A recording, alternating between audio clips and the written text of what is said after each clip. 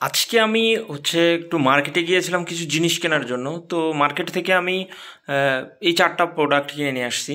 So এই 4টা product কিনে নিয়ে আসার পরে আমি এই ভিডিওটা করতেছি শুধু একটা কারণে, যে আসলে এটার প্রাইসটা নিয়ে একটু কথা বলার জন্য। সো এখানে একটা হজমোলা কিনেছি।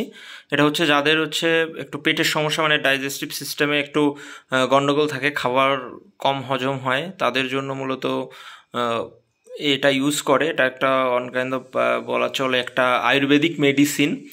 এটার এমআরপি প্রাইস 70 রুপি, ঠিক আছে। একটা টুথপেস্ট নিয়েছি, এটা কলগেট কোম্পানির 150 গ্রামের, একটা 150 গ্রামের কলগেট।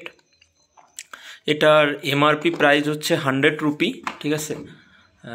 একটা ফক্সেন নিয়েছি, মানে গ্যাস ফ্রি যেটা বলে, এটার এমআরপি প্রাইস 225 রুপি। এবং একটা সরিষার তেল নিচ্ছি, এটা মাথায় দেওয়ার জন্য মূলত কিনা।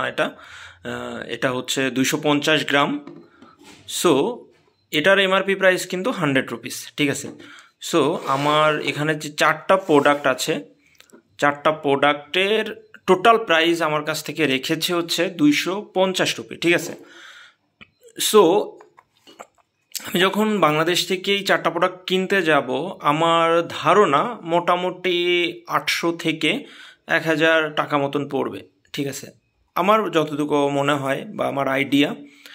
সো সেই জায়গা থেকে আমাদের মতো মধ্যবিত্ত যারা আছি তাদের জন্য এই কম দামে সস্তায় এই 4টা প্রোডাক্ট পাওয়া আমাদের জন্য সত্যি খুবই ভালো এবং লাভজনক বলা চলে। সো বাংলাদেশে আসলে সব প্রোডাক্টের দাম এত বেশি কেন, অবশ্যই আপনারা জানেন। জাস্ট ভিডিওটা করা শুধু একটা কারণেই, এর প্রাইস আসলে কম প্রাইসে ভালো মানের প্রোডাক্ট কিনে ইউজ করা যায়, সেটার জন্যই মূলত এই ভিডিওটা।